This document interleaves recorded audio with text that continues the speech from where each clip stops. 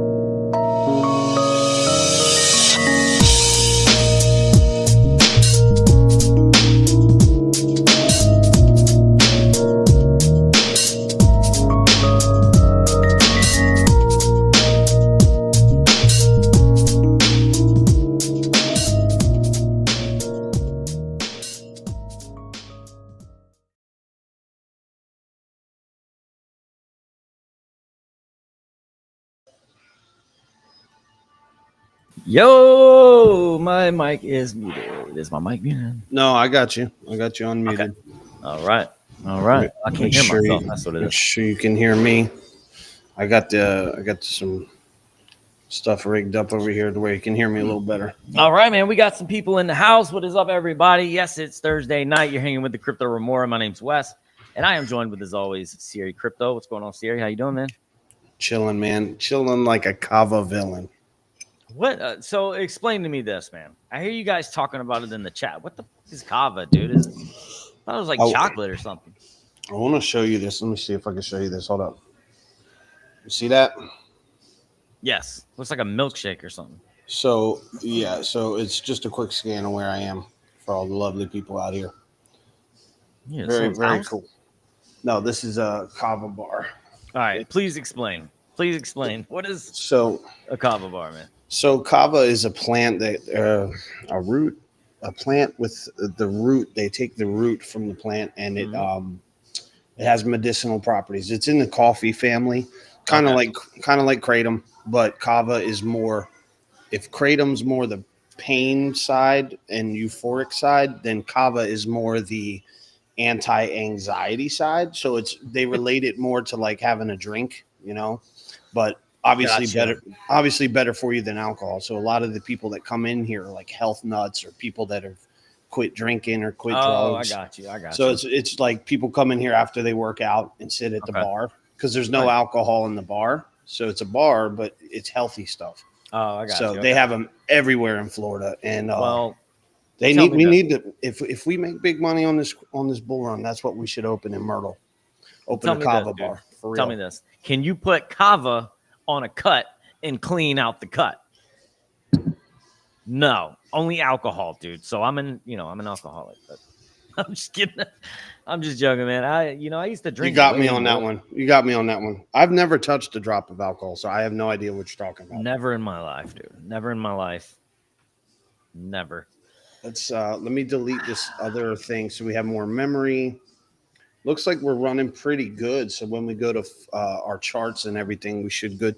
Can you Awesome. hear volume, everything over here good? Yeah. Let us Yeah. know in the chat too, guys. If Everything GMB is in the working. house, even though he's GMB. not up here with me enjoying a Cava, even though I'd buy him one. That's Crypto fine, Holmes. GMB.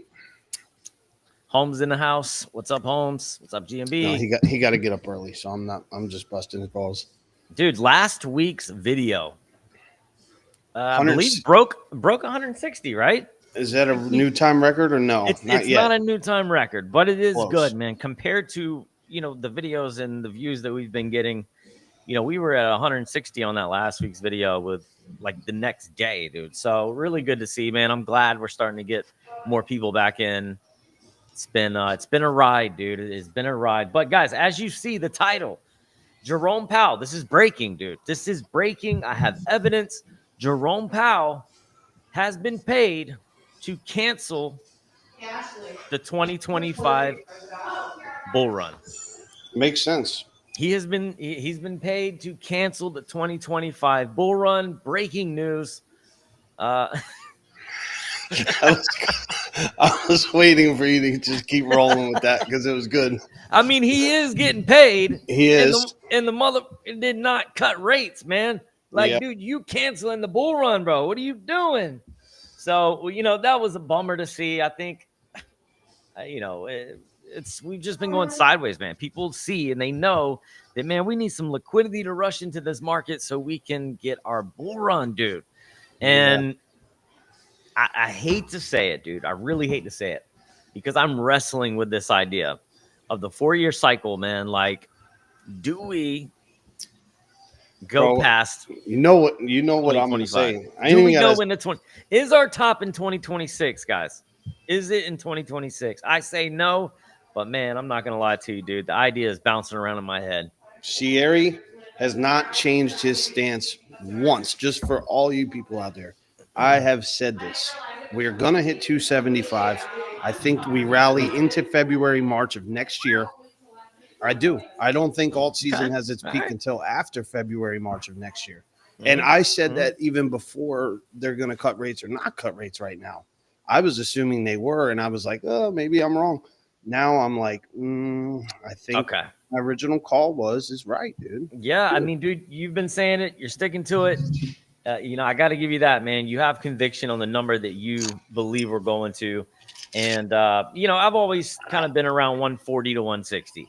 And I do think that is definitely going to happen. But, I mean, dude, it's just been dragging out. This bull run has been so boring. The alts are fucked. Do you continue buying alts right now? Or if you were to start over, Bitcoin or alts right now? Knowing what I know now or not knowing, you know what I'm saying? Like a noob coming in. No. I'd still buy alts. I mean, I think even after 2 weeks of studying, but here's the thing. If somebody gets into crypto new, I always tell them, don't buy alts. Buy ETH and buy Bitcoin. Get a stack under your belt. Don't touch it. Train yourself to hold for 6 months to a year. Watch how it moves. In the process of that, if you can do that, then you deserve to go out and buy alts. But I never tell a noob, oh, yeah, go buy this and that. I try to not tell people that because, they move so violently down. Chances are they'll buy an alt and then the shit goes down. And then they call you up, customer. Hey, man, you told me to buy that raccoon coin. Yeah, well, I also told you be careful. Yeah, no, for sure, man. Alts have been wrecked, dude. And it's just one of those things, man, where it's nothing like so far. It's been nothing like last the previous cycle. 2020, 2021 was just such a blast, dude. Waking up every day, seeing all that green. But we had way more liquidity flowing through the markets, man. Like the economy. And it wasn't just, the US. It was other countries too, man, that were getting these stimulus packages because of the COVID and everything. And there was just people were spending freely. There was so much money going around, dude. Rates were zero. And it's just completely the opposite right now. And it sucks, man. It sucks. It is boring. I'll tell you this: we got freaking 26 people in here and only 7 likes. That means 20 of you guys need to smash that like button for us real quick, please. Man. And then on top of it, if you really want to help, hit that subscribe button on the YouTube channel so we can get over our stupid 1,000. We're at 800, 900-ish. I mean, come on, man. Let me tell you, dude. You guys on YouTube right now we love you right now, dude. You guys are awesome, man. Thank you to all 1,600 of you. No, that's 16, but still, thank you guys, man. And if you're not subscribed, man, do so. Hit the subscribe button, man. We do this every Thursday. We're going to go over some markets. We're going to look at charts. We're going to talk about different levels. And then whatever the hell else you want to. We're going to look up Lux Algo, look at some price targets. If you have alts that you want us to look at, put it in the chat, man. Let us know. Okay, so what I'm going to do, I'm going to open up another tab here and see if I can get this to... Okay, there we go. Let's see. Can you share screen? Oh, that's invite guests. Hang on a sec. Okay, let's do this. Uh-oh. Yeah, I know. Because I'm used to having an extra monitor is the problem. I'm going to go screen share. So I got to do this completely different. I'm sharing my window. I'll fix it on this end when you switch it. Okay. All right. If you do that, see why teamwork makes the dream work? That's it, man. You got it. Okay, so this is what we'll do. As long as you got that up, let's go over here. Yeah, you sent some stuff. So we got some news to talk about too. Yeah, so what I'm going to do before we even get into too much of the charts or anything, because I don't even know where we're at right now price wise. I'm going to just maximize my screen real quick. Okay, so you're going to man the other thing. You're going to man the channel. So I'm just going to X. Oh, look, there's some good-looking guys right there. So you guys hit like. Oh, it's actually playing, man. Look at that. That's cool. Okay, so in case you guys did not know, I said, well, boys, I finally made it. Just to show the doubters out there. And then you go ahead and click on it. And it says, finally made it. My new Walmart phone comes with color editing, and now I can do black and white photos. Dope V8 pens, dude. Look at this thing. Hold on. Yeah. Did you come up with that? Is that yours? Up with that. Is that an original? That's the same thing Christy said. She said you didn't come up with that. I was like, come on, man. Y'all don't think I'm funny? That is good, man. That is good, dude. That is funny, man. That deserves way more attention. It does. I think I'm getting a little bit of ban on Twitter. But yeah, I wanted to flex that tweet real quick. But actually, there's not a whole lot on here right now I wanted to do. I'll just pull up the charts. Deck screener, no. It's so weird. I don't even have my What we got going on over here? I don't even have my freaking. It's like I'm not on my Oh snap! You know what? What? Might have to close this. Do you see my desktop now? Or no? No, it's just me and you, dude. Just cut over. Yeah, you got to share your tab. You got to share a tab. Okay, let me open this back up. All right, there we go. Now I'll go over here.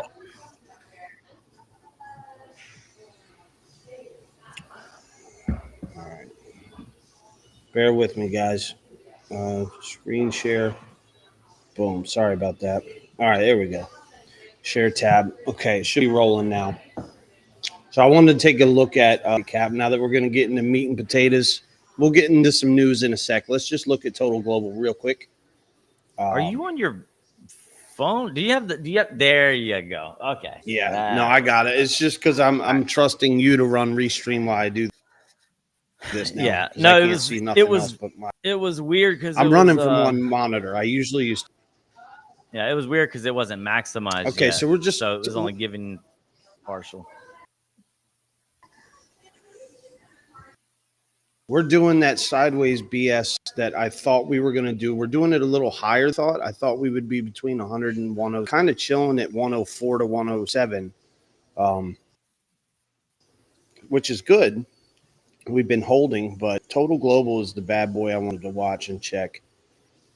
So far, we have not fallen below that level that I thought was the crucial line in the sand, which is also good. It's not to mean that it's not going to happen. We could still get it. But let's look at these. Let's look at the weekly.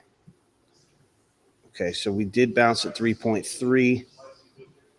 Go back to this level here. 3.4. 3.4 came up a little, broke down below 3.3. Kind of sideways there. This was the crucial level, 3.2. So we're doing a slow bleed down, which does lead me to believe that, whenever you see this slow bleed down, that's usually Wall Street controlling the price movement down and buying each low point. Retail comes in, pumps a little, and then, they dump it a little, buy a little more. So this level is still the level to watch, guys. 3.2. We're at 3.3. We still got a cool $150 billion cushion. So I don't know if you remember last week we were talking about, I said we had over a $250 billion cushion. Well, we've lost $100 billion of the cushion. But as you can see, the diminishing is getting tighter. So I think we get a bounce here, dude. I think 3.286 here. I think we get a bounce fairly soon. Maybe we come down a little bit more tomorrow. And then get a bounce on total global, which is what I'm looking for, as long as we don't break that. And I think I did the price on June 5th and saw where Bitcoin was in relation to this, and it's not even bad. Even if we go down here, I think Bitcoin was at 100,000. So in relation to this, I know it's a little confusing the way I'm saying it, guys. What I'm trying to say is if you watch total global and you look at this number, and you look at the date, so June 5th, you go back and look and see where Bitcoin was on June 5th. And that's how you can tell, oh, well, if total global was at this, Bitcoin was at that. So that can kind of help you predict where it's going to go. But yeah, if you go to June 5th on Bitcoin, it'll show you it was at about 100,000. I'm pretty sure. It's been a while since I checked it, but let me see. June 5th. Let me go back. 1 month. Of course, yeah, I think the lows and the highs. Yeah, open was 104, close was 101 on June 5th. So even if we dip down to that total global level, right? Even if we get a dip and we get a scary candle, a big red scary candle, I'm looking for a bounce, dude. I think we get a bounce at 100. So I think that's what their next move is. These sneaky bastards are going to do. They're going to slow bleed us down. And that window. Hopefully I didn't mess the stream up. But that's what I think is going to happen. I think their next move from a psychological standpoint is to slow bleed the total global down, do a fake out, right? They're going to drop it down real quick. They could use, God only knows what excuse they can use. Israel, Iran, Zelensky, Putin, Jerome, whatever. I mean, they got a million reasons to dump the market. So I think what they'll do is I think they're going to head us down to 100,000 again for a quick shakeout. And then they're going to trap some bears. And I think we bounce. And when that happens, I don't know, probably over the next couple of days, maybe into a week. But that's my assessment just on kind of where we're at. And we're trading higher than I thought we would. We're $1,000 higher than I thought we would be all week. But I did say we would go sideways for a while. So nothing much has changed on my end. But I'd like to see what your thoughts are on that, what I just said about total global and all that stuff. Yeah, I mean, dude, total global, you pay attention to total more than I do. But I just think it's important, man, to really understand USDC's market cap, the stable coin market cap, of all the stables, and then understand what is actually, in Bitcoin and crypto and the top assets, right? And as long as that number, as long as we're not completely losing money, like it's in stables or it's in, another token or I think that's important, man. But as soon as it leaves the market, goes back to the bank, like you might as well just cancel that, dude. Like that's, so I don't know, man. I like the fact that we are staying above, what is it, like 3.4 trillion we should be sitting around. I haven't even looked here. What is the number? On what? On total global. About we're above 3 trillion, right? 3.2 3.286 or 3.2 is the level we don't want to fall. We're at 2.35 ish, I think. That's pretty bad when I just had it up and I don't remember the freaking number. I have to look at it to see it, but let me pull it up on my phone just so we don't glitch out. Yeah, I think it's 3.374. Yeah, that's where we're at. 3.374. We don't want to fall down to, or well, I say we don't want to, but we're gonna fall down to. I think we're gonna fall down to 3.2, which means we'll probably lose about $175 billion. Right? Yeah. We'll exit and probably go to the stocks. Right? It's probably going to go into Wall Street because that's what they've been doing. Look at all these ETFs. Look at all these freaking that thing you posted, that Solana thing coming out. I mean, dude, what their game is right now, their game is to trap the boomers into Wall Street. That's what I think they're doing. They're going to release all these financial products. Michael Saylor coming out with all this shit, dude. Like, he's a genius, okay? But I'm not going to buy any of that bullshit. You know what I'm buying? Real Bitcoin. I would not suggest to buy any of that bullshit because people are going to get wrecked when they buy all these ETFs that are like leveraged Bitcoin ETF tagged to the price. What are you going to do when Bitcoin does what Bitcoin does and goes down? Your ETFs I bought an ETF one time and lost my ass. And I said, why? How? Because it was a daily, they have daily traded ETFs. And I bought it on the oil thing. And because the price dipped below this certain thing, it wiped the whole thing out. And I'm like, that was stupid. I mean, let me just go leverage, gamble, trade. I mean, let me go 50x long. Like, so in my opinion, buy real Bitcoin. Don't buy this shit. Don't buy these products, you guys. Please don't buy this, all this bullshit, IBIT shares and BlackRock IBIT. And all, they're products, dude. There's a reason they're calling them products. Because they're trying to sell you some bullshit. Buy the real thing. Hold the real asset. It's going to be worth more money. We're seeing, we're seeing crazy money going into the Bitcoin ETFs. Wall Street is buying Bitcoin, and they're doing it through the form of ETFs. Most of them, majority of them, they're buying the ETFs. So, like, again, it's like we invited the devil to dance, dude, and they're here. I'm not a huge fan of it. But I guess overall it's good for the market overall, man, for the long term. I'm good. I'm good for the price action of it. Like, don't get it twisted. I'm happy that they're doing it. But for our people watching the show, don't buy that shit. Don't buy it. Yeah. Buy real Bitcoin because it's the same thing on Robinhood. But then if you hit the button on an ETF, look, you're paying for fees. You're paying extra money for fees. You're paying extra fines. If it goes to a certain price, you're going to lose your ass. And guess what? Larry Fink owns your Bitcoin. You don't even fucking own it. So if you're buying an ETF, somebody else is holding your shit. Well, it's kind of like that on Robinhood too, though, man. You're just buying a centralized fucking piece of paper saying because you can send your Bitcoin. You can send your Bitcoin from Robinhood. Yeah, but you're sending it from a centralized wallet still, though. You don't have control over that wallet. Once you send it off the wallet, it's gone, though. Like, once you send it to your ledger, you're good. Yeah. So the difference there is if you buy in the ETF, you never even have possession of it. You just have a thing that says you own Bitcoin, but you don't own shit. And you're paying them to do that. And they'll say, oh, for safety reasons. Fuck your safety. Sorry. Yeah. But you keep your safety because I know what that means. Every time somebody's looking out for your safety, that means they're digging in. One hand is in your pocket. So I say buy the real asset because it's going to be cheaper to buy the real thing and you actually own it instead of, giving Larry Fink all your Bitcoin, let him hold it. But the boomers are going to do it, dude. The boomers trust ETFs. And they're going to do it, which is fine. Let them do it and let them push the price up. You hold the real thing, and you're straight.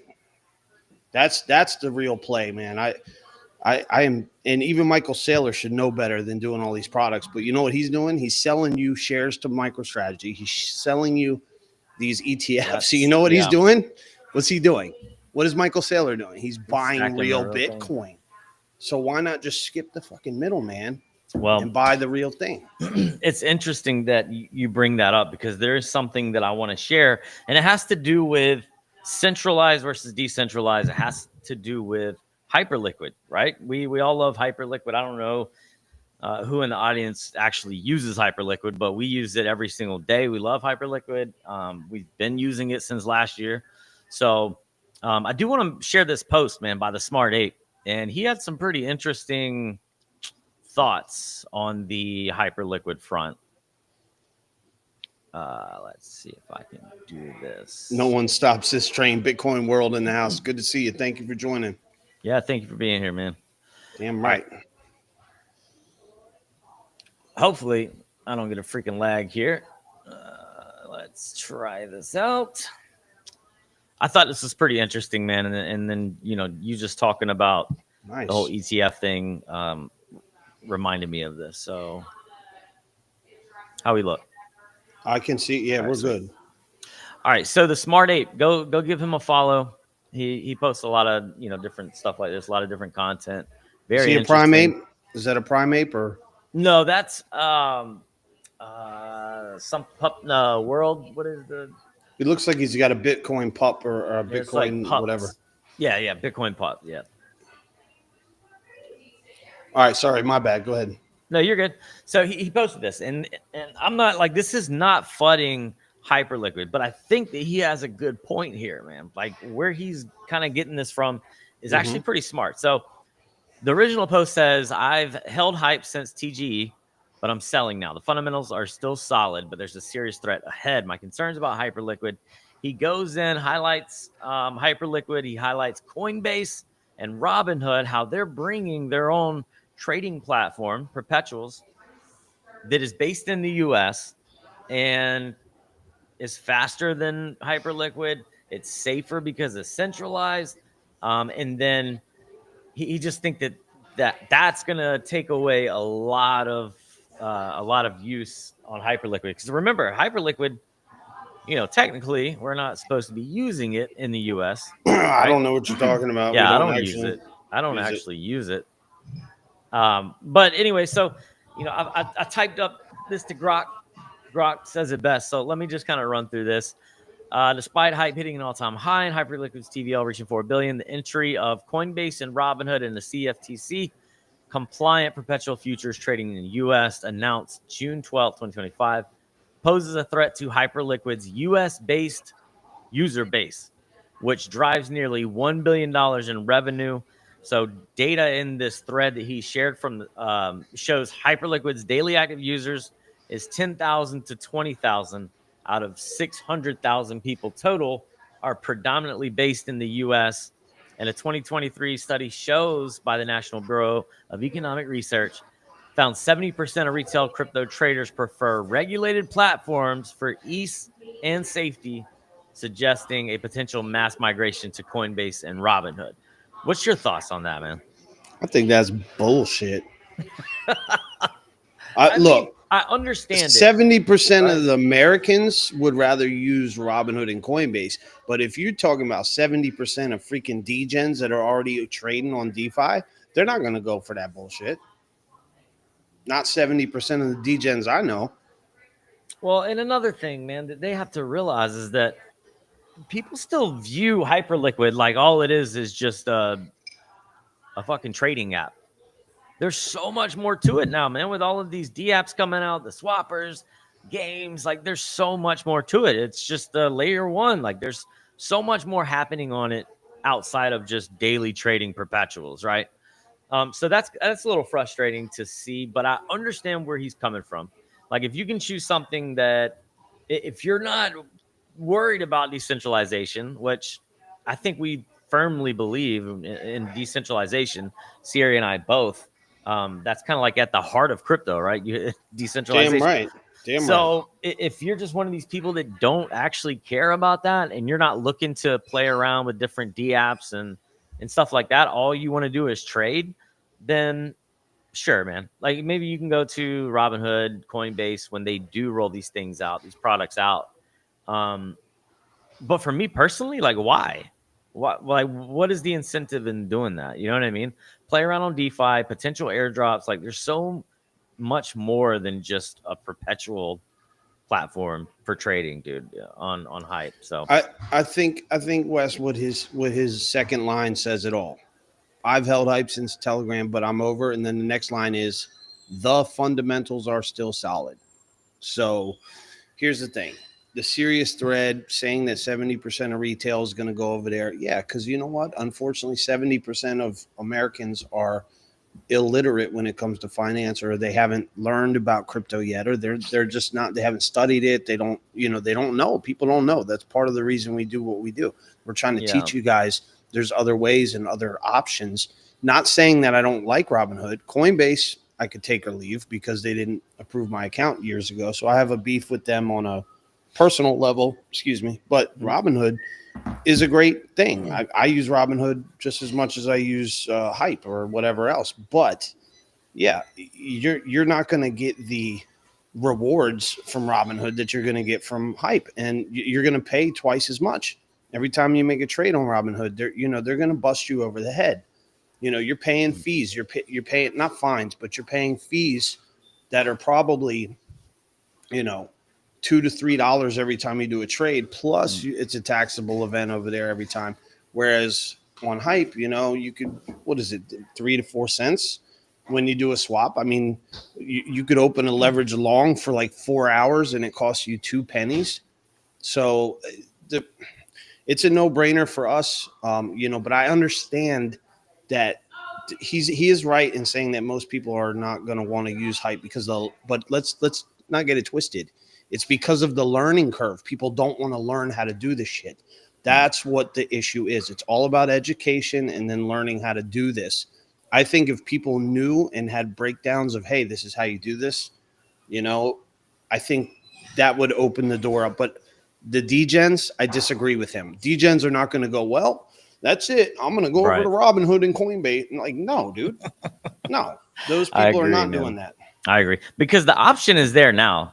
Like, there's other... Use both, dude. Use both. Yeah, use both. You can use both. I use multiple, man. I still use Mux, Lighter, Hyperliquid. I mean, I'm counter trading my trades and just doing all kinds of stuff, man. But I think that for a long time, man, after getting in DeFi and learning how to use a wallet, learning about the different networks and everything, that was like, that's fun to me, dude. I want to go on the blockchain and play around on the blockchain, airdrop farm, bridging, swapping. That shit's fun to me, man, because you're doing stuff, you're doing untested waters, man, that majority of the people have no idea what the hell it is. Like when we talk to people and try to tell them what we're doing, they look at us like we got 10 heads, dude. They're like, what the fuck are you talking about, dude? You know what I mean? That's fun to me, man. And I enjoy it. And I agree, man. I think the average, like degen, the person that actually loves to be here, man, that breathes crypto every single day, no, dude, they're not just going to fall back and go to Robinhood and Coinbase, dude, because these guys are going to, they have their fees, man. And it sucks knowing that that's going back into the protocol when you can actually provide liquidity and trade and get a percentage of that liquidity that you're providing for people to trade with. So you're basically becoming Robinhood when you use Hyperliquid instead of paying Robinhood because you're lazy or you don't want to take 5 minutes to learn how to use it. But I understand it. People are scared of computers. People are scared of losing money. People are scared of all these things. Yeah. So, but I guess it comes back to what you said, though, the learning curve, right? People absolutely. It's like, to us, dude, provide liquidity, take that liquidity, trade, and you're making a percentage on it. To us, it just sounds like it's tying your shoe. But you tell that to somebody else, they're like, what the fuck? Like, what are you talking about, dude? Provide liquidity. Yeah. So the learning curve, yes, but I think that comes in time too, man. These, Hyperliquid works on that. They make it easier for the newer people coming in. You know what I mean? And we're just kind of we're scratching the surface on all of this, man. The closer that we can continue being decentralized and have the perpetual, platform acting as a centralized exchange as far as speed and they know I'm using Hype. Yeah, man. Yeah, dude. So let's switch gears into that Solana thing you were talking about, brother, because you caught my attention with that DM. What the hell is that stake thing, Solana? What is that? That's a good question, man, because I was looking at that and I just kind of like read the headline, skimmed through it a little bit. But yeah, let's look at that real quick, dude. It is pretty I'm interesting. gonna have to put my smart glasses on for that shit. Can I find it? I think that is it here. Let me look. Close that out. All right. All right. So here's something for the people that they like the centralized stuff, and they would rather just be there, get the mining stocks, coin, circle, things like that. Soul Strategies is adding. They're announcing that they're going to the Nasdaq, dude. They're having a Nasdaq listing, which is Soul Strategies. Anyways, so they have the ticker here. Wait a Often minute. dubbed the Wait, MicroStrategy of Solana. What's up? Soul Strategies, is that like the DAO behind Solana? Because I've never even looked that far into it. Shame on me. I've used Solana since 2020. I don't even know. Is that the DAO or the treasury behind Solana? Yes. No, not Solana itself, but it is something similar. If I understand, maybe it is, dude. Because like, how else would they get on the Nasdaq? That's what I'm wanting to know. Is this like stock owning, comparative to owning stock in the treasury of Solana? I think so. Yeah, hold on, look. Soul Strategies eyes U.S. market entry with Nasdaq listing. Are Solana treasuries the next big crypto play? Definitely something to pay attention to here, man. People are gonna get wrecked. Yes, they are, dude. Dude, people are gonna get so butchered on this bull run, dude. But I mean, dude, look at Circle. Look at all the mining stocks, dude, what they did when they first came out. Coin. I mean, I think anything like this is one, it's regulated, it's safe, you can still get wrecked because it's going to be very volatile. It's probably a low market cap there, but still. Oh my God. Dude, if you don't think that this is brewing up for a FOMO, the biggest bull run in history is loading right now. All this shit that's happening with no price action, but all this going on is like you're just slamming gunpowder into a freaking they're just packing gunpowder into the bomb right now. And it's gonna be crazy. And when the bomb drops, like when we hit the euphoric top, let's say 275, 300,000. When that bomb blows up and the crash comes and all these ETFs and all these Wall Street products come crashing down, if you're not holding the underlying assets, you are going to be, man, you're going to lose your ass. If you're buying all these products and you're not holding Bitcoin, Solana, Ethereum, the underlying shit, or you don't sell the top, I think a lot of people are going to get, it's going to be brutal, man. Yeah. Yeah, I just found something pretty interesting too. Hold on.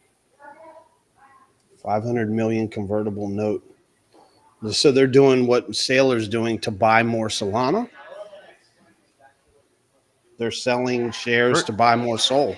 Yeah, that's what it looks like, dude. Pretty much. So again, there's other idiots out here who are going to do that. They're going to give you money for paper shares of Solana and let someone else buy real Solana. I mean, why? I want to say, why would you do that? But here's the thing. Do you see any boomers that are going to do this? Like, they might, because they're going to feel safer because it's an ETF. That's what I'm saying. And meanwhile, so what it is the younger generation is selling these ETFs to the boomers, getting that wealth transfer. And the younger generation is going to buy the real Sol. Yeah. Yep. Let's look at it, man. This is their X account. TradFi meets Solana, Soul Strategies. I mean, think about MicroStrategies, Soul Strategies. Smart. Only 14.8 thousand followers, dude. So this could be, dude. This could be a good little trade. It could be a good trade, man. Just something to keep an eye out. But we're starting to see this, man. More and more stuff catering to TradFi, right? I think that's where your bubble's going to come in, though. I think your TradFi, your ETFs, your iBit shares, your blah blah blah. I think this is the bubble building. If anything crashes and burns, it's going to be all these products.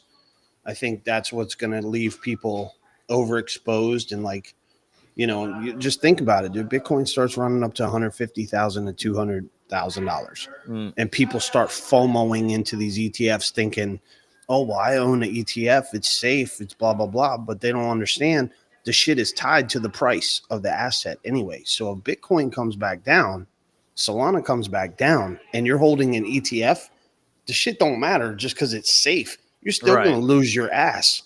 Right. And not only that, you're not even owning the underlying asset. You have no exposure to Bitcoin. So I think for noobs, these products are extremely dangerous, and I would stay away from them. If you're a boomer and you got big money and you know what you're doing, you're taking calculated risks, I think those people will do okay. I think they will still lose their ass because when Bitcoin rolls over, they're not going to know when to sell. If this is their first cycle, a lot of people are going to get wrecked on that front.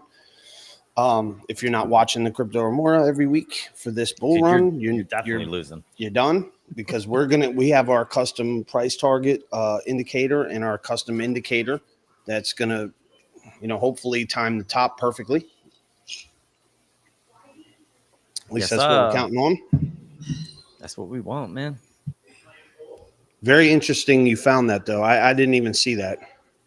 Yeah, the soul strategies. Pretty incredible. For the people coming in late on YouTube, guys, please do us a favor. Hit the thumbs up button, please. It helps us out a lot, man. We appreciate you guys for being here. If there's anything you want us to look at, we're about to dig into some charts. Put it in the comments. Let us know. We'll take a look at it. All right, hold on. We've got Bruno saying shitcoiners talking macro. Absolutely. Appreciate you being here. Richie says, do you want to see my something? Oh, God. Didn't really post that. Cheddar Bob says, let's bring up, we can actually share Cheddar Bob's. Well, wait a minute. Bob. Maybe we can't. I feel about as safe as a young man at a Diddy party when buying and holding. Cheddar Bob with the win. Let's go. Let's go. GMB, what does GMB say? You a Bitcoin maxi, Bruno? This bull run is different for real. This is the wealth transfer, all wealth transfer. GMB with the win on that comment as well. Yes, we got some newer people in here. Thank you guys. But yeah, no, I agree. Bruno, absolutely. We are 100% shitcoiners. No shame. I own some low caps, but I say, I tell people, I tell the noobs, don't do that. I tell all noobs to watching this channel, and if I meet you on the street and you ask me about crypto, I tell you straight up, don't buy shitcoins. Buy Bitcoin, Ethereum first. Hold it for a year. Learn how the market works. Study what you're doing first, and then if you're ready and comfortable to lose money, then you can buy shitcoins. Damn, the tube is showing us some love tonight, man. Yeah, they're coming in, man. I love that, dude. I love that. All right, so I wanted you to check out the CoinGlass Legend, dude. Have I showed you that yet? No, let's bring that up. That sounds cool. Yeah, it is really dope, man. I love the stuff, the features that they have on there, so it is worth showing. Sorry, so this is CoinGlass, man. We like CoinGlass because that's where we always pull up the heat map, showing where all the liquidation levels are. They just updated this thing to CoinGlass Legend, and there's so many different features, dude. Like, I've been having so much fun with this thing. But anyway, so it digs in. This is the heat map that we enjoy here. This is the one that we look at all the time. Can you see my screen? Not yet. Look, man, you just letting me talk over here. No, because I was waiting for you to bring it up. My bad, dude. All right, let's try this again. I can run. Well, I say I can run this shit, but really, we need to get it back on StreamYard.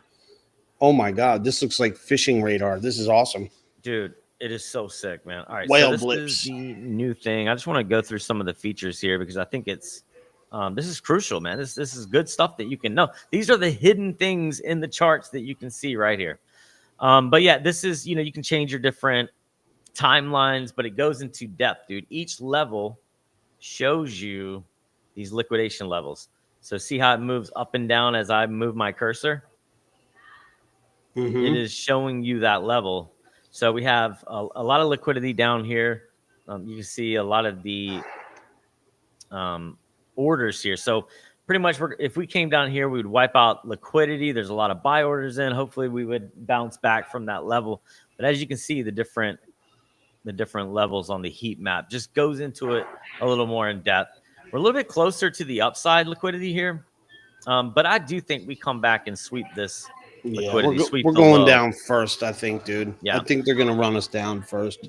Yeah, we'll sweep the low there. And I have a limit order placed right there, dude. Actually, no, I have a limit order a little bit lower. But yeah, I do think we come back, sweep the liquidity there at the low. Let's see. I just want to run through this. So that's the heat map. They've got the footprints. You can add multiple ones on there. So let me remove this. Buy sell volume. I like the volume that they have that they keep on here. It shows you your large trades on the chart, so you can activate that as well, and it'll show you where different levels are on the chart. This is the 5 minute. I thought it looked kind of funny. Let's go with the daily. All right, so we got a bunch of people watching right now tuned in. Make sure you guys hit the like and subscribe on YouTube, please. All right, check this out, dude. You ready? This is the daily chart. This is showing us where our big orders are. And again, guys, these whales, they will place these here just to psych you out. So you have to kind of understand that. And that's why I think this paired with the liquidity heat map and just standard, smart money concepts can really like up your trading game, dude. But here you can dig in. You can see the large trades. You can see the different orders within that candle, dude. The different trades, price levels there that show the interest. So that is really cool, man. Go check this out, guys. If y'all haven't done this, if y'all haven't looked at this, I'll give you your fear and greed down here at the bottom. Really cool, man. Really cool. And it's free. It's free. And this is CoinGlass? CoinGlass, yep. And it's nice. CoinGlass Legend. There's a tab that you can look at. Trying to see if there's anything else. VPVR. Good. Can you go on the VPVR? I want to see what that one looks like. Yeah. Yeah, it's just so sick, dude. Nice. Yep. So it'll give you all your levels. We are at the point of control right here. We're Look at just that. above it, dude. Just above it. But yeah, they have the well indexes. They got aggravated long short ratio. So much, dude. So much. Open interest, et cetera, et cetera. So I just wanted to share that. Just wanted to share that with you guys, man. A little alpha it may be time to dig into some actual charting too. Get some price targets and stuff. Yeah, let's do it, man. Let's do it. Let's do it. I will actually use this, man, whenever I get comfortable with it. But yeah, I like the options on that for sure. It's really nice, dude. Really, really nice. All right. Oh yeah. Look at coin stuff and ADA. GMB wants us to look at no alt season. We've been in a bull run since Bitcoin was at 15K. Interesting. Me and Wes have been talking about this, William. Welcome to the channel, by the way. No alt season. We've been in a bull run since Bitcoin was at 15K. Very, very interesting take. Wes and I have been looking at that tremendously, wondering, is this the freaking thing? And then we're in the delayed cycle, whereas meaning we won't get my target of 275 until 4 years from now. But I can't. Every way I try to argue that argument, you have a point, William. William has a great point because we ran from 15. We have been in the bull since 15. Right, we have. So I can't argue that. But what I'm saying is, by that theory, and with no alt run, you're basically telling me we're going to top out at 120 if we're lucky, right? And then we're going to go down to the bear market at 70. And then what? Guess what? 4 years, we're going to wait for you. What are we going to do, dude? Are we going to trade at 75,000 or 95,000 Bitcoin for 3 years? No, there's no way Bitcoin stays at 100,000 for 3 years.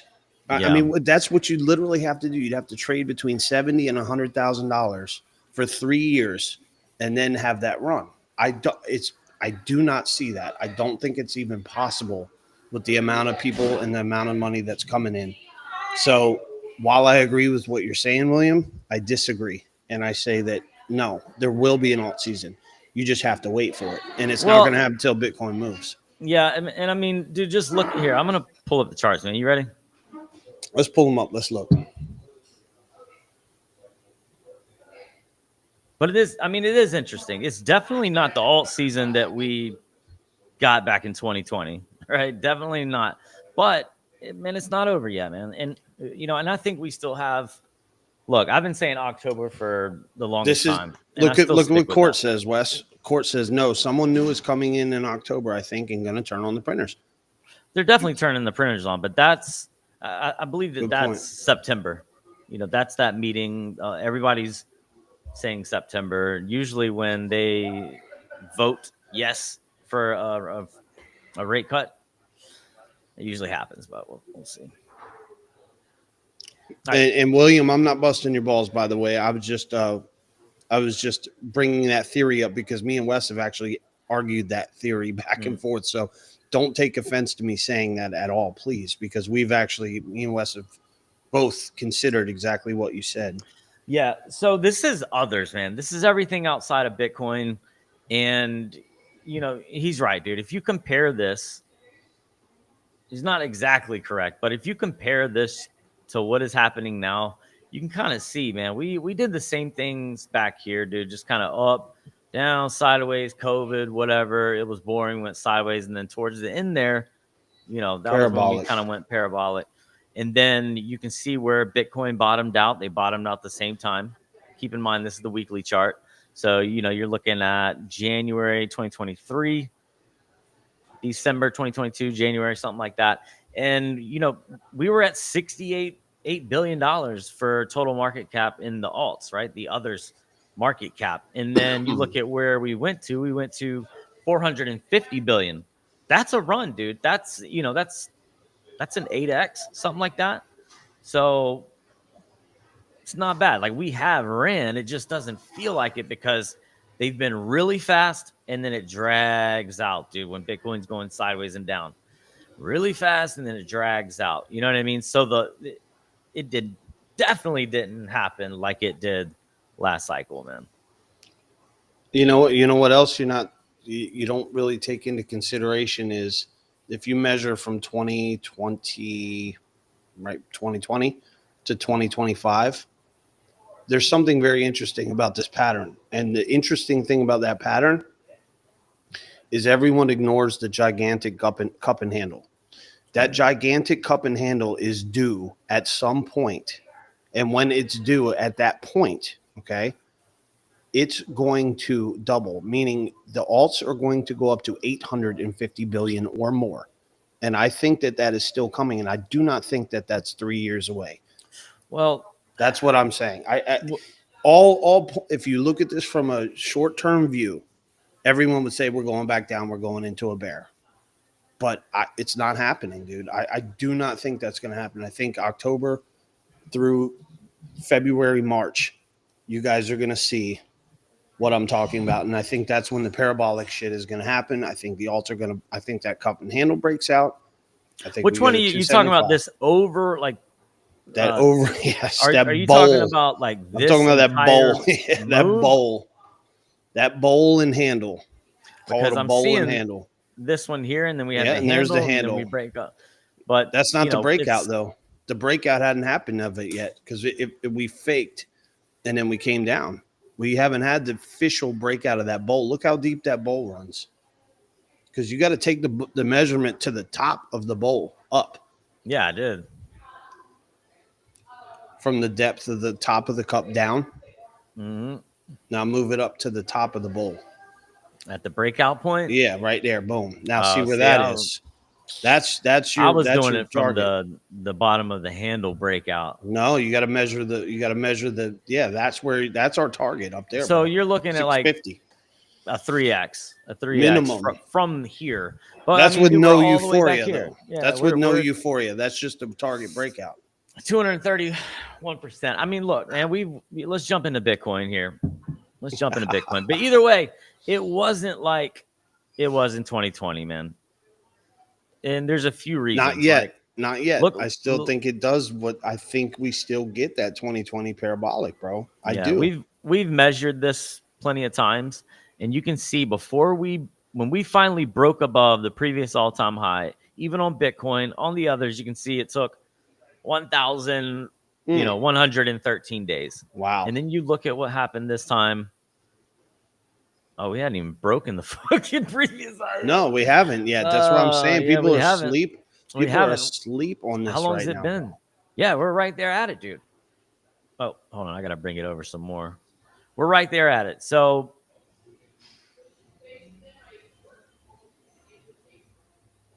what is that?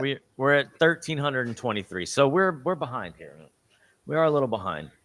And you can tell. You can tell we're behind. But switching to Bitcoin, this was my point, man. This was my point, just to get it across so I don't feel stupid.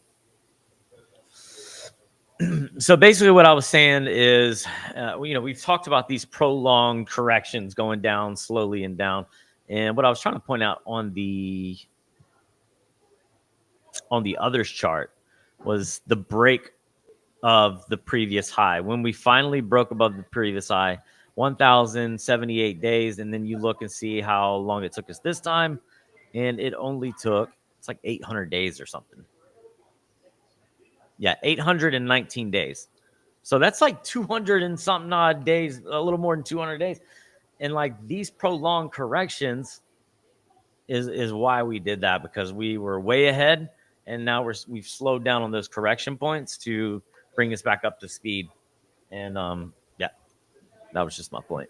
Yeah, and that's a good point. When you measure, when you measured from that, can you go back to that first breakout again, that first pattern, and measure the peak right there and go all the way to the peak of that? I guess you did kind of do that because we. Yeah, I was showing where we broke. Yeah, right there. How many days right there? You said that was 1,000. It's like 1,100 days. So yeah, almost 1,100. 1,100.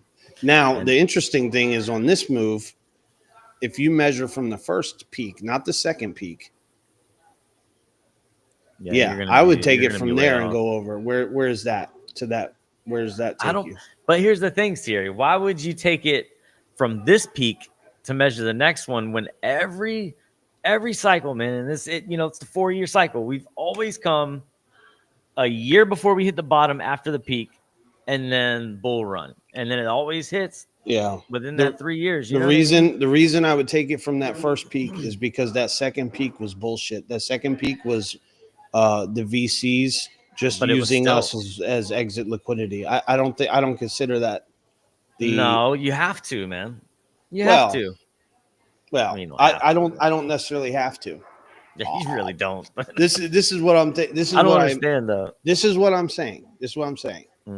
The same theory that I'm using to why I keep saying $275,000 Bitcoin is I believe this same thing is going to happen. I believe that Bitcoin will hit that 150, 200,000, and then it'll correct to say 150 or 175, whatever the hell it is.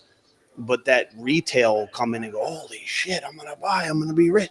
And that's going to give you that same, in other words, I think this same pattern is going to pretty much play out, not perfectly, but I think that that's what's going to give you that euphoric top. And I think, to be honest with you, I may be changing my price target higher than 275. I know I've stayed at 275 to be conservative on my call, but not yet. I'm not changing it yet, but I'm just saying if I do change it, it's not going to be lower. It's going to be higher that I change my target. So, well, I think this is kind of how I view it, man. From where we broke, we had the change of character, the break of structure here, or break of structure, excuse me. And we broke above that previous high. You can see the waves within here and everything was looking good, right? It's playing out exactly kind of how it's playing now. But then we had the Terra Luna crash, and that brought us all the way the fuck back here. So I think if we didn't have that Terra Luna crash, I do think that we would have only pulled back to the 0.5 and continued up for wave 5, which would have took us to that $100,000 range. You know what I mean? For the last cycle. So I do believe we got robbed out of that. Yeah.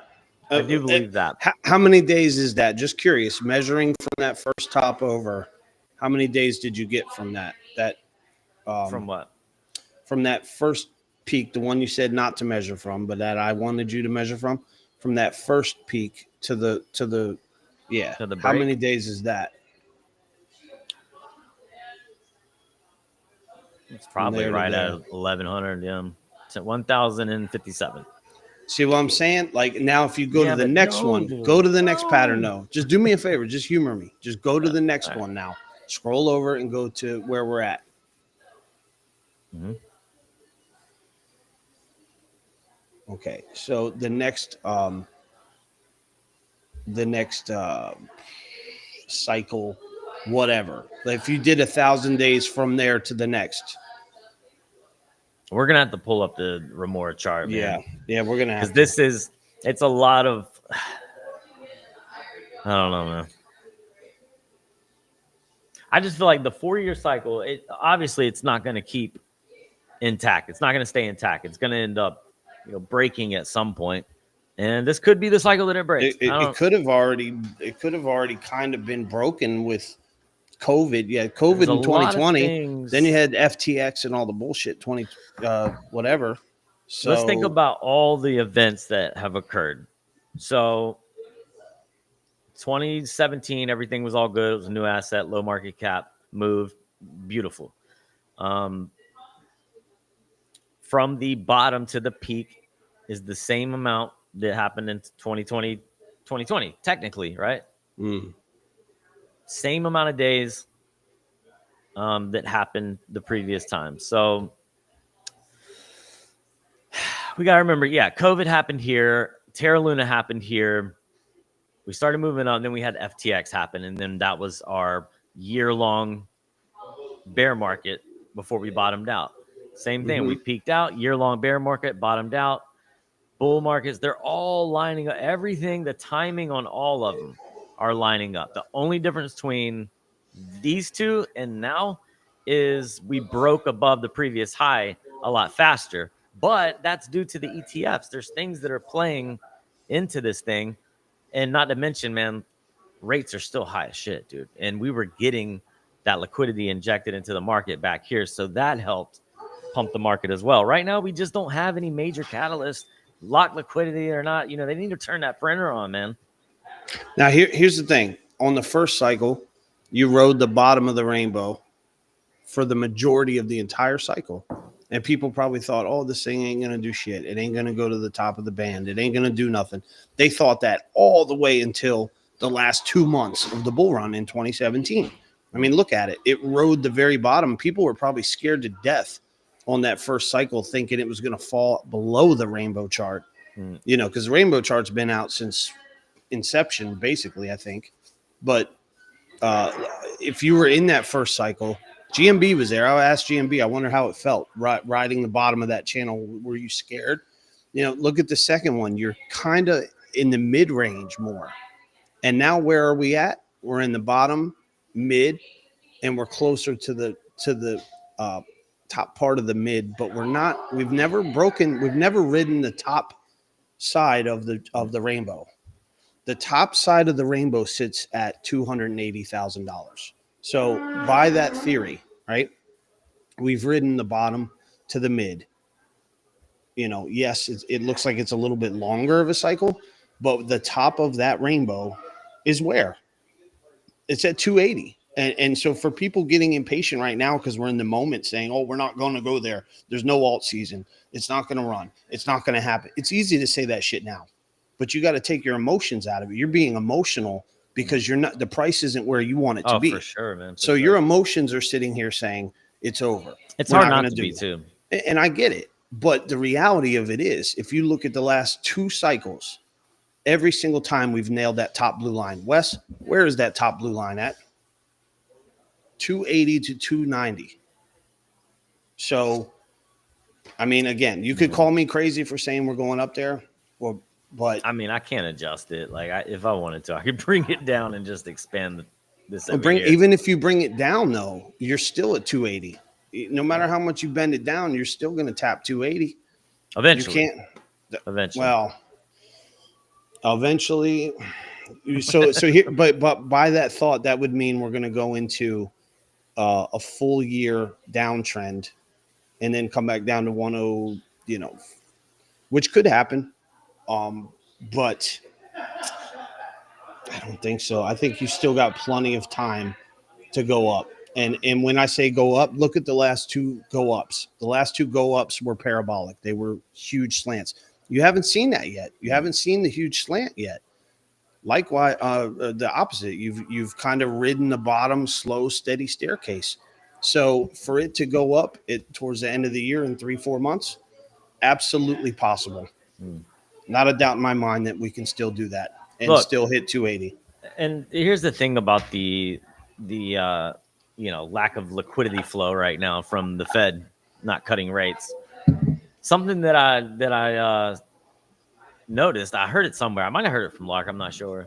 But 1998, that was the .com bubble, man, and rates were 4%. They held rates at 4%, and we still ran in the bubble burst and all that good stuff. But we could still run without the liquidity flow. But I'm just saying, like, it's gonna be better if they cut those rates, man. They're gonna turn. They're hooked on it, man. They're gonna print. Yeah. The only reason Bitcoin they're gonna back everything. They came out and said it the other day with the Genius Act. They said, "Oh well, we're gonna allow stable coins." The reason they're allowing stable coins is because they know that it's a two-edged thing. If they want to keep the dollar, they have to back it by something, which your favorite channel called that shit too, ladies and gentlemen. We said that over a year and a half ago. We said that they were going to back the dollar with Bitcoin one way or another, and that's what they're doing. They're doing it through stables. They're going to sell bonds and back the freaking treasuries, back the stable coins with treasuries. Yeah. What is that basically doing? You're basically funding the dollar with crypto now. Well, they'll probably have multiple different assets too, not just Bitcoin, right? They'll have gold still back in the. They need to have something. I think the stable coin, the Genius Act says in stable coins must be backed by dollars or treasury bills and bonds. That's it. They're not allowed to back it with anything else. Yeah. US stable coin. Yeah. Yeah. That's a whole other thing, dude. I don't think we should have a US stable coin. Like, do we really? Like, that's just, dude, they can control the money much easier. Cut it off. Yes, dude. You're leaving footprints behind. Like, dude, it's The name of the game, you want to know the real name of the game? Buy Bitcoin. That's the real name. The longer I'm in crypto, the longer I learn that you just the first lesson in crypto is the last lesson you learn. Buy more Bitcoin. And that's why Michael Saylor's such a psycho about it, because it really does come down to that. Any way you slice it, there's no better risk to reward than Bitcoin. And you can say, oh, but Ethereum and Solana and Hype, and you're going to make money. But your money that you're making is falling. So the cash that you're making, if you don't convert it back to Bitcoin at some point quickly, you're still losing your ass because of inflation. So it's a race. It's a constant race. And all bets, if you want to take the safest route, are always to buy Bitcoin. I know I'm going to become a maxi at some point. It's bound to happen. Oh, for sure, dude. For sure. And me too. All right, let's jump into some Lux algo, man. Let's look at some targets. Let's see what Lux is saying here real fast. Just at first glance, dude, it looks good, man. We've had, this huge move up. We went from about 75,000 all the way to our new all-time high, about 112,000, all within. Look how fast we did that. April 8th to May 23rd. So, 6 weeks, dude. We went from 75,000 all the way up to 112,000. That's huge, man. Matter of fact, let me measure that. What is that? 50% gain, dude, within 6 weeks. So to get our $200,000 Bitcoin, like Sierra's saying, and to stay within the time frame of the previous cycles, which is October, November, we have plenty of time, dude. Plenty of time. We really do, man. We really do. But we just need that catalyst, dude. And I think September, the rate cut, that's what brings that that catalyst, and I think that will put us back on track here, especially in the altcoins too. Yeah. But you can see we're kind of doing this. I made this work here because it's what I want to see, but it does look like a continuation pattern, a bullish pattern, that move up. We had that impulsive move up, and then now we're kind of trailing off down and sideways, creating a channel here, which is technically a bull flag. So we're looking for a continuation up here. But where do we go next? Well, we have our major levels. We can see, the different major swing levels here. We do have a liquidity void kind of deal going on right here, which gave us that order block. And you can see we moved down and completely reversed really fast. And that was when we made this previous high, this previous swing from that 100,000 all the way up to 110,000. So we haven't cleared that void yet. We've come back down here and then it just got eaten up again. But we haven't closed back down here and swept the lows, man. So I do think that this eventually takes us back down, and you can see that playing out. Are we going to ignore the CME gap at 92,000? Are we just not going to talk about it? CME gap? Is there a CME gap? I actually am encouraging you to correct me because I hope that I'm wrong about it. But you may have to check to double check my work. Yeah, well, we have this fair value gap here as well, which we pointed out on the previous cycle, or not cycle. 97 on the previous live stream. So that kind of it lines up, man, with this order block. Yeah. Right. The liquidity void, the imbalance that we have here, and then sweeping the lows, taking the fair value gap out, filling our orders here, and continuing back up, all within the bear flag or bull flag. So I like it, man. I like it. But I do think that we need to sweep these lows and then before we can head back up. 92,000 is a little freaking radical. I may have to double check to make sure that that's still open. I am looking right now. Okay, good. Yep. Ooh. Yeah, it's still open, dude. Yeah. Barely. Barely. I'm going to highlight that. Yeah, I was trying to give you guys the hype of the 275 to get everyone in a good mood, and now I got to slap you back down to reality and let you know with that 275 comes volatility, and that's why you're going to deserve that 275, you guys. That's why you're going to deserve that altcoin run, is because you're paying your dues now. And if we go down to 92, the bounce from that, I think, puts us back up to 120. I think we could run from that son of a bitch. And finally get above the stupid 105, 108, this stupid ass number. Are you excited about 105, 107, 108? Nobody's excited about 112. No one cares. Everyone wants to see 120, 125, 130, 150. So if you guys would rather trade sideways for another 3 or 4 months at 105, 107, we could do that. Or would you rather have a quick dip, have everything get fair price, go down to 97, maybe even get a quick wick down to the 92, close the gap? Not saying we get it, but either way, between 92 and 90, let's say between 92 and 100,000, if we do get a cool off and reset all the indicators, that would be grounds for the 120. Yeah. And quickly. Okay, yeah, just something to watch, guys. Keep that on your radar. 92,000. We do still have that CME gap, so that is something to pay attention to. And then if we fall out of this, right, we come down here, sweep the lows, and then we just completely fall out of that. We do have some support, around that $98,000, $96,000 range, and then we're looking at going lower there. But here's the thing, because it looks like I just sucked the spirit out of the room. But go back to that God candle from 96 to 104, that big God candle move, right in the middle of that whole run. Which you didn't even have to zoom in. Stay right there. You can see it on right there. Boom. Okay, so where's the bottom of that? In here. Where's the bottom of that to the top of that? We were at 97. Yeah, we went up to. That created this order block here in the fair value gap, and the same thing here. Order But what block, I'm saying fair is value, we ran from 97 and we went up to what? We went up to on that just one candle. Oh, you want to measure?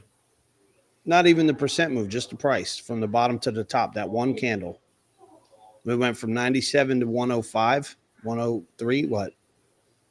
We Yeah. went from 96 to the high of that is 104. Okay. So So about here's my 8,000. so about $8,000 candle. And it happened like that. Nobody was bitching about that, right? Nobody was bitching about that. But everyone will bitch about an $8,000 candle down. Why? If it went up and and the elevator has to come back down real quick, who gives a shit? Change your emotional status about it, right? Let's say we take that $8,000 move down. We're at what? 10. Where are we at now? That's the gap. Holy shit, it's a big gap. I mean, we've come down a few times and we did close in the gap here, but I mean, to go to 92 to fill that CME gap, that's a little dramatic. yeah, So I agree. that's a little dramatic. But I'm just saying, even if we had the $8,000 move down, look what happened. Look what happened before, where we just kind of skipped over that level. Like I always tell people, there's no shortcuts to success. There's no shortcuts in investments either. At some point, you have to pay the dues. The price, you're going to pay the dues. You're going to hit those levels. So, yeah, we took the elevator up and it was fun. But if we skipped over some levels, don't think that the market makers aren't looking at that level again. They're going to say, you know what? Let's drop that bitch back down there real quick, make some trades, and then we'll continue forward. This goes along with the psychology of the way markets move. And this is what I always try to tell you guys. When I say elevator skipping the floors, at some point, Yeah. you may have to, but not all the time. Sometimes you don't. Sometimes Bitcoin just says, fuck it, and keeps rolling. But the crucial level, I think 92 is a little dramatic. I think 97 is definitely still in the cards. And I think if we get it, the CME gap may 90% of the time that gap fills, you guys. So we need to be aware of it, but I wouldn't lose sleep over it. I would just say we had an $8,000 candle to the upside. If we had another candle to the downside because war breaks out, just be prepared just in case and have a plan. Yeah, so that's all I'm saying. I like it. But yeah, guys, as of right now, we had that big move up, and now we're just kind of consolidating, going sideways, staying within this range that usually is, if we're looking at it on the daily or even the weekly, that is continuation. But we need to break out of this range, and we will. I mean, again, it's just one of those things, man. If we do strike and war starts getting a little crazy here, then yeah, you better believe we're gonna drop down, below 100K real fast, dude. But that will create that liquidity void. We're taking the elevator, skipping those levels, and that's why that normally happens. It's like a magnet, dude. We skip through all of those levels, and that void will suck us right back to it, man. So, like on big news, like something in the news comes out and the price just freaking tanks, and then you see that big bounce back up. That's coming back up to fill those orders that it skipped all through there. You know what I mean? So that is something to watch out for. And we do have that here. So, and it's weird because the world we're living in right now, it's like poor Zelensky. He don't get no attention no more. I ran it. You seen that meme where it's like, the dead thing at the bottom of the pool. They're playing with the baby above pool, and then there's the thing everyone forgot about at the bottom of the pool. Like Zelensky's at the skeleton at the bottom of the pool. No one's talking about Ukraine anymore because it's all about Iran and Israel, and but with all that going on, that there's drama going on already, right? So you've got an advantage, and now you see the price charts, and now you're seeing the CME gap. That's another potential downside. So if you're prepared and you have all these things, and we're giving you this knowledge, we're not telling you it's going to happen. What we're saying is there's likely situations that it could happen, and that you should have a plan in case it does. And your plan could be as simple as saving your next paycheck and going, you know what? I'm going to save at least half of my paycheck or whatever, just in case we get that dip they're talking about. And then if you do get the dip, consider it a huge blessing. And then your conviction is to buy when that happens. And that's how you make money. That's how you build your portfolio over time. You have to buy when the shit happens. We can tell you this all day long. But then if the dip comes and you go, maybe it'll go lower, I'm not going to buy. If you do that, you lose, because then 9 times out of 10, it's going to run back up. You get the V-shaped recovery and you miss the dip. So this is why investing is hard. I'm not telling you to do this. I'm not giving you that advice. What I'm telling you is I'm giving you the knowledge of being able to make an informed decision for yourself. And only you can do that. Only you know how much you can afford to lose, how much you can risk. You have to learn how to do that on your own. But we try to help you guys with our experience and with our knowledge that we have to make those decisions on your own. Yeah.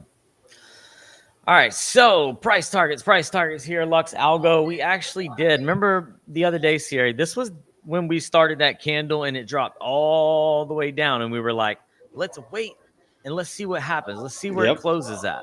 And look what it did, dude.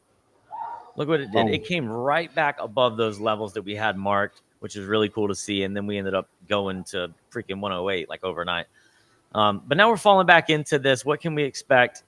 Lux Algo's got a strong buy signal. We've come back. We've retested the smart trail here, which is the blue, which is usually a good time to enter if you weren't able to enter back here at the trend catcher.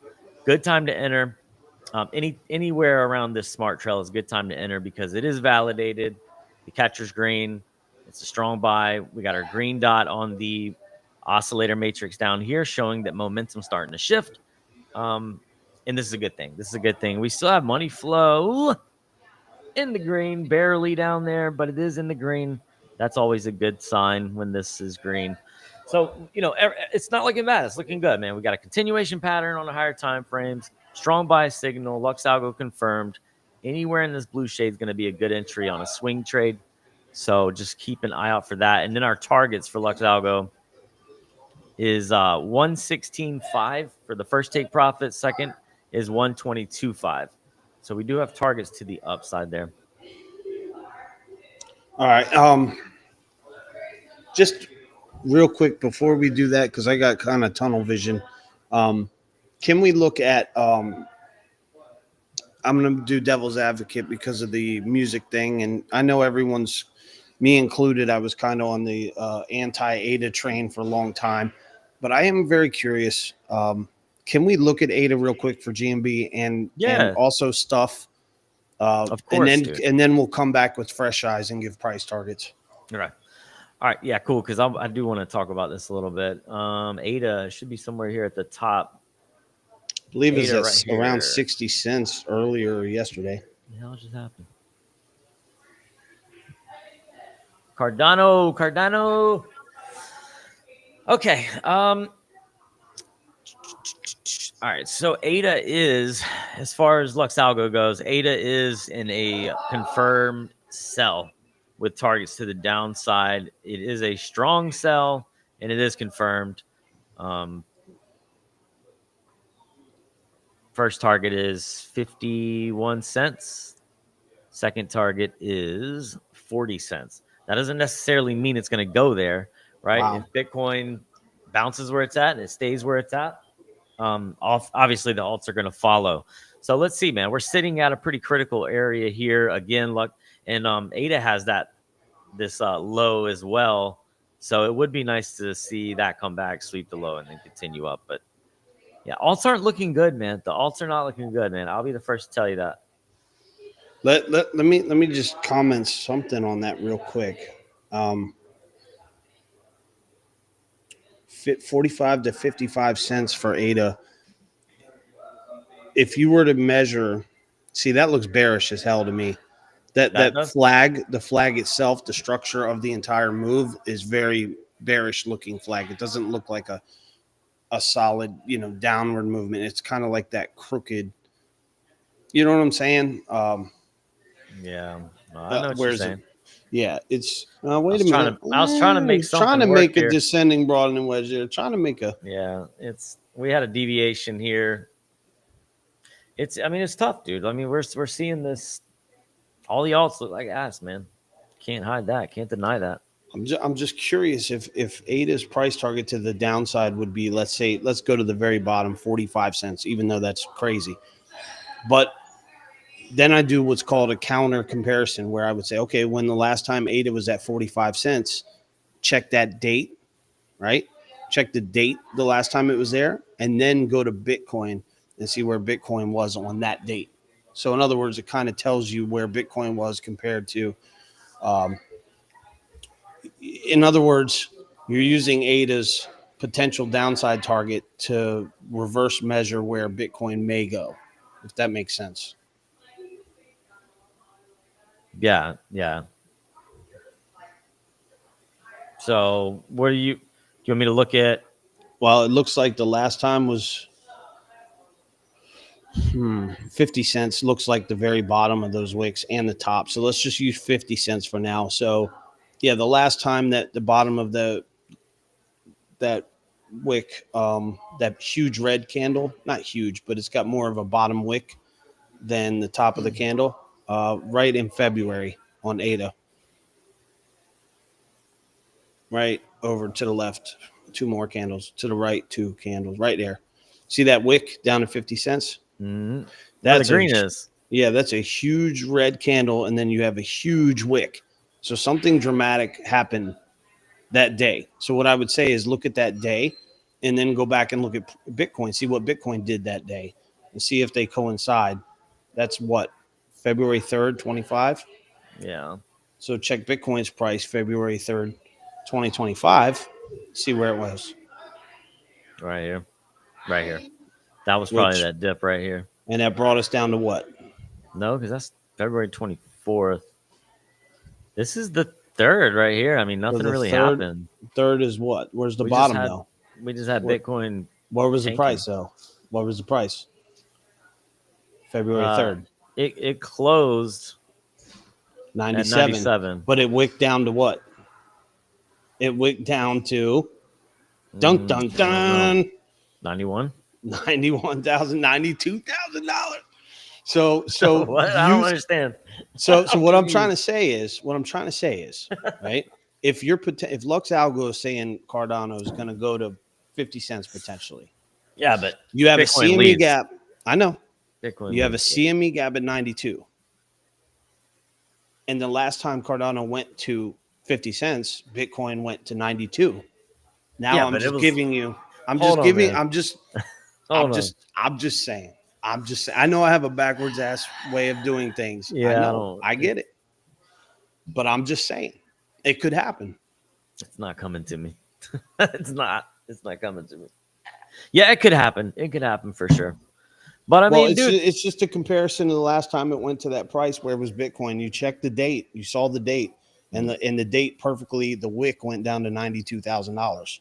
So what I was saying is, if Cardano's price targets in the future, Lux calling for a potential 50 cent Cardano. Let's say it does go down there, then we're definitely have a good chance of Bitcoin hitting 92,000.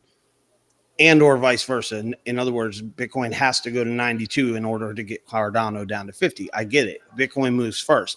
But what I'm saying is when you compare the dates and the price targets, they lined up.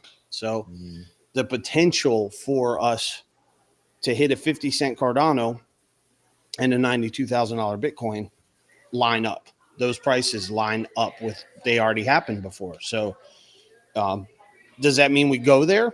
No, it's not a guarantee. But it's a good potential if we do go down. But let's take it one level. I'm a huge believer in what you say, Wes. Take it one level at a time. Let's just watch what's happening first. I'm not going to call for 92K right now. We got to wait to see what kind of other crazy shit's going on. I do think we're still in store for a downward move. I do. I think we need to go down still and cool off a little. This pattern, we've had 1, 2, 3, 4, 5, 6, 7 green candles. Then we've had a couple of reds. But I think we need a cool off. And the cool off still puts you between 92 and 97. It's hard to tell, man. It's hard to tell. What are you thinking right now? Are you thinking if you got to get price targets for next week, are you bullish? Are you bearish? Where are you at? Well, I mean, dude, I'm bullish long term, obviously, but we were looking at this area last week. This is the weekly. the top here. It's the space between these two tops. And obviously that's an important area, and it's a area that we've come back and hit a few times. We haven't closed below it, but we have retested it a few times. And that's the level. Switching to the daily chart, you can see that that's what we were kind of watching on that one candle. We were like, let's see if it closes above this zone. And it did. But I still think we come back, sweep the lows, close this fair value gap around 100K. I have a limit order in at 100K. And I do think that we at least come back to that. And just to bring this back up, we talked about this move too, man, on the higher time frames, coming back to the 50 and retesting and closing out this fair value gap, which is going to put us in that area that Sierra's talking about. So it is a level that we need to be aware of. There's liquidity gaps, there's imbalances all through here, and it's right there, man, in that zone that we're talking about with the CME gap, right? Oh, that's freaking 88 to 92. You'd need some serious shit to pop off to drop that down. I mean, 88.92.5. I mean, it makes sense, dude. We do it all the time. We come back and retest these zones, man. This is what happens. It does make sense, but you ever heard that saying where they say that tell me the charts and I'll show you the news, where it's kind of backwards. The charts call macro for, is driving. For news. Yeah, it macro could happen, is driving. Dude. Well, let's look at what we see here on the and we'll move on from Bitcoin in a second, but these are just things that I noticed. And we talk about this lower high here. The close is lower, and we have that gap and stretch it over. And then we can do the same thing back here in this zone. What happened here? We did the same shit, man. We made a lower low. We had our closes. That difference, and we kept going down. And then we went to 0.5. We went to the 0.5 back here. We went to the 0.5 here. Like, what is going to stop us from going to the 0.5 right now? Exactly. And the 0.5 is around the CME gap, which is around 88 to 92. But, to give you a safer range with Bitcoin being closer to the $100,000 level, I like to use $10,000 ranges because that gives you more wiggle room. So let's just call it from 88 to 98. Let's just say from 88 to 98, that range of Bitcoin going in that range, potentially, could it happen? Absolutely. I mean, you had 5 to 6 huge green candle run. You only had a little bit of a cool off of red candles so far. You're still in your ranges. You're still technically in an uptrend, even if we go down there. We haven't really. We're not going to break. If we go below 70,000, then it's time to freak out. We go below 70K, you're losing your uptrend. But until we go below that candle close or that wick, we're still in an uptrend technically. I mean, lower highs, but we're not lower lows until you break below 70, whatever. So, but we did make a higher high here. You know what I mean? Yeah. Like we're more bullish than bearish. I'm just saying it, until we break below $77,000 Bitcoin, you haven't broken your uptrend. So in other words, we have room to go to 92 and everything would be okay. And this is a strong level too, man. Once we break that structure and we make a new high right here, that previous bottom is considered a strong low, right? So that's it's usually signals that it's a strong low because the move that happened off of it, and we made a new high. So we were able to break through all of these sell orders from people longing back at this level to take profit. So this is a strong low. It's a strong level, dude. I don't think that we go back here. I'm short-term bearish officially as of right now. I'm short-term bearish in the next 1 to 3 weeks. I do think we come down. 97 first will be my big target. And that seems scary from right now, dude, because we're at 104. The drop to 97 feels like it's going to kill sentiment. Yeah. Like it feels like it's going to just wreck everyone's attitude. But guys, don't get it twisted. Even if we do these falls that we're calling for, I still think it's a tremendous buy opportunity. And I will be buying altcoins if we do have that crash. That'll be the time to go into alts. So if you have a little cheddar on the side, I'd say stick a little away just in case. Have some stables on the side, have some cash on the side. Yeah. Upside target for me is going to be 105. So my downside is 97. My upside is 105. Yeah, I mean, just to go ahead and give my target to the downside. I'm also eyeing I'm eyeing 98,000 to 100K first. I think we go there first, and then we'll reassess when we get there. But I do have the limit orders in there, and I do think that we get some high buy volume when we do go back there to visit. So I think that's an opportunity for a long. But I'm gonna get right out, dude, as soon as I get into the profit. Well, and read what GMB says, you guys. I'm not going to repeat it, but yeah, that what GMB is saying right there. Good to go. Have the conviction to do it, though. It's one thing to say it, and then it's another to actually be able to do it when the dip comes. Yeah. Yep. So what's your up? What's your down? Okay, so my downside, which I firmly believe we probably go to first, 98 to 100K.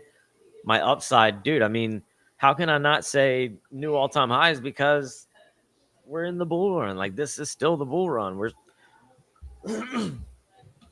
It's still the bull run. Lux Algo's got targets to the upside on the daily. I like it. So, I still want to say like 115, dude. Excuse me. By next Thursday? By next Thursday? No. Okay. No, we could potentially be around where we're at now, dude, after dropping and then coming back up. Yeah, I was saying maybe 105, 107 at the most before next Thursday, but then I think we're gonna hit our head. I don't think we have enough gusto after those big green candles. I think we need the cool off. All roads are pointing to me to the downside, but of course that doesn't mean shit. You know, Yeah. It's still just my best educated guess. Yeah. I wouldn't be upset if we go down to 92 to 97. Put it that way. I would not be upset. Yeah, I think as far as like the move I think that's going to happen is going to be 98 to 100 first, and then we're going to be making our way back up to new all-time highs. I think that's the move in the order it's going to go in. Nice. The other coin we were going to have you look at is Stuff. STUFF. That's the one that's does the NFTs on Cardano. And I sent them another email a couple days ago. They asked what file I sent them because I submitted it. Stuff? Yeah, STUFF.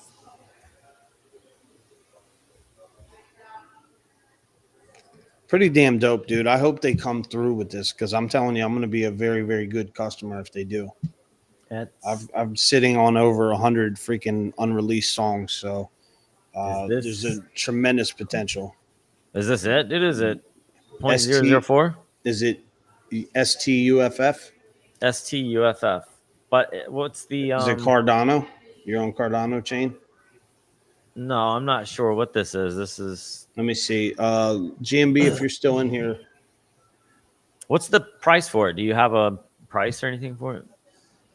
Yowzers.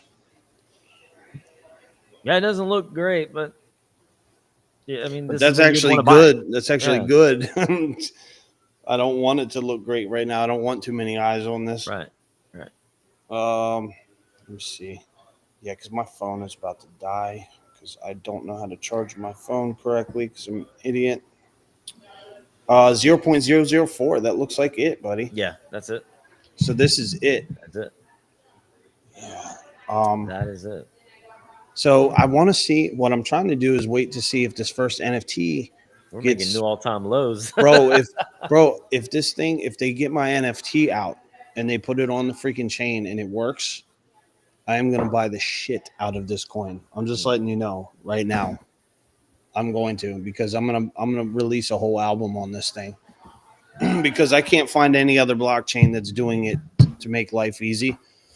And nobody does it. No one in the music business on the blockchain is doing it worth a shit. I know there's a couple of apps out there, but they're a pain in the ass to use, and they're expensive as hell. The other ones that aren't a pain in the ass are way too expensive.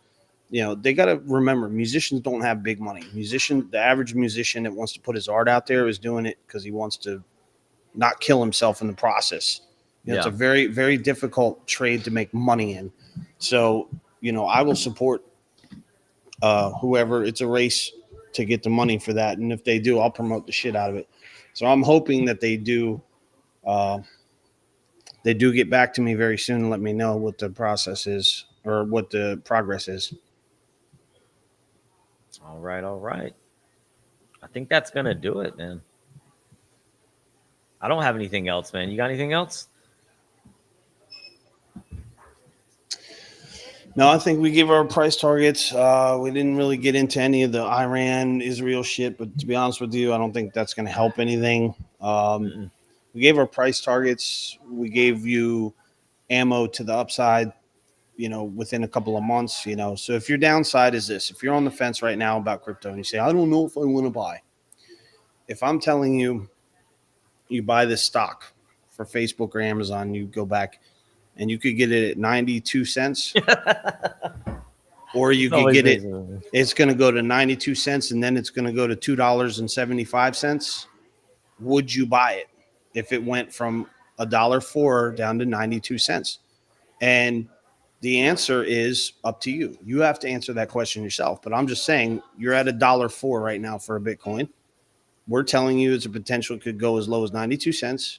And we're also telling you that the measured upside would be $1.50. I'm calling $2.75.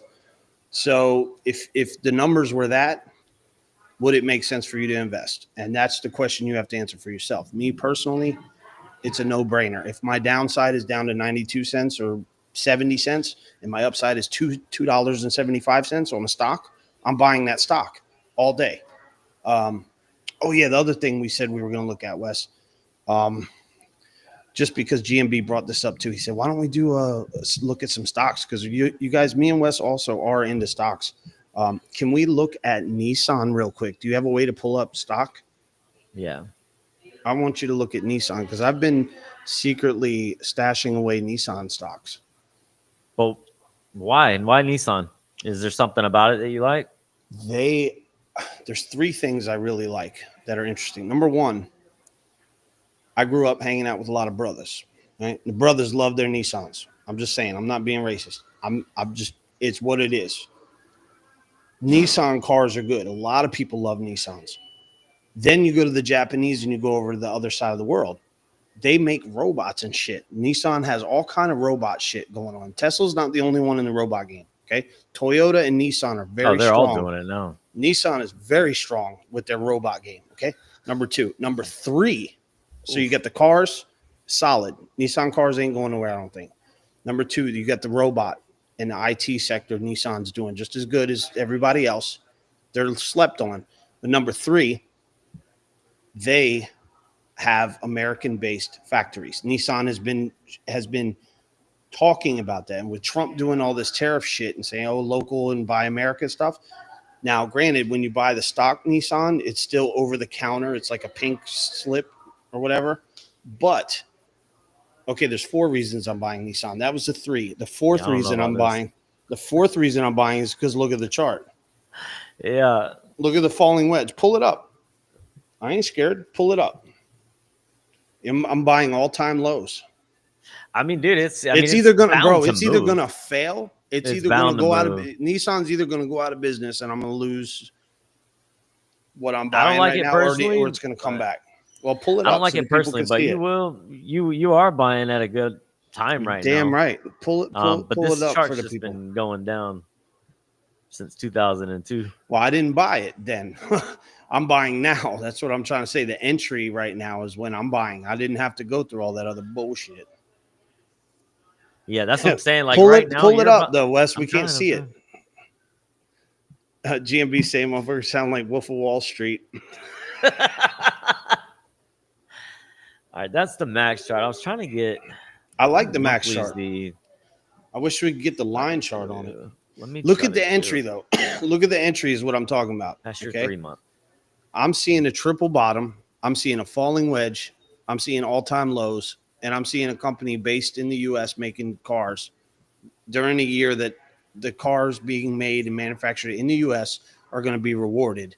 So I'm seeing potentials of what's around the corner. Also, let's say this is the all-time low and it's going to go to shit.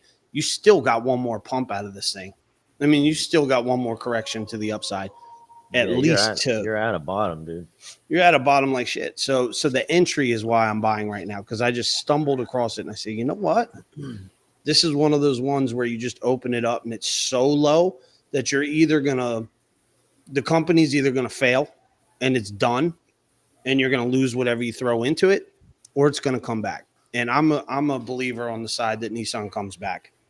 Yeah, you are getting a pretty great entry here. I mean, every time that it has come back to this level, we've seen a move up. Now, I don't know if it's something I would hold long term, but no. There's definitely a trade here. Yeah, there's definitely this is a trade for me. This is not a long term hold. This is a in and out, but the in is your risk to reward is absolutely incredible, because let's see, long.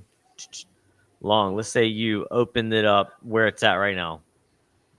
Your risk, which if it were me, I would put, damn it, I would put right below this wick here, and then I would probably long to that high. That's a 2 to 8. All right, hold on. That is a 1.6 risk to reward. So not as much as I thought, but it is still a good risk to reward ratio. I mean, I don't know. It's all right. It's all right. Yeah, I'm just more so looking at it from the entry standpoint of a swing trade, which I really like, because like I said, the downside risk is they fail, they go to zero. Shit goes to zero. Yeah, you can get a 2 to 1 ratio here, I think.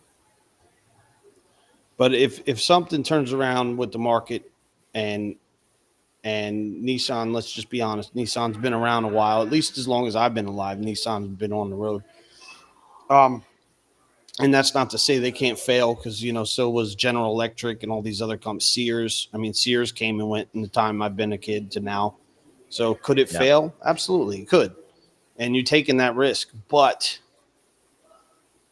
the risk from the downside to the upside, I think it goes at least halfway to that last run where, I think it goes at least to $10-12 on the correction, on the bad side of things. On the good side of things, I think it goes back up around 20.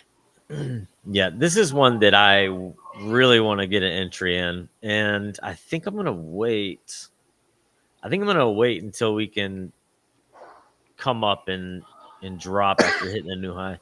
I don't know. This one's tough for me, dude. This one's what do you got there? This is Coinbase, man. I wish I would have fucking stayed in my position a long time ago. But I would love to see this retrace a little more. Unfortunately, if Bitcoin keeps moving, this is going to keep moving, and it's going to be at $400 or $500 before you know it. But definitely one I'm keeping an eye on, hopefully to buy low eventually. And then there's Circle. I got cheated out of this, dude. Robinhood cheated me out of this, man. Where's Circle?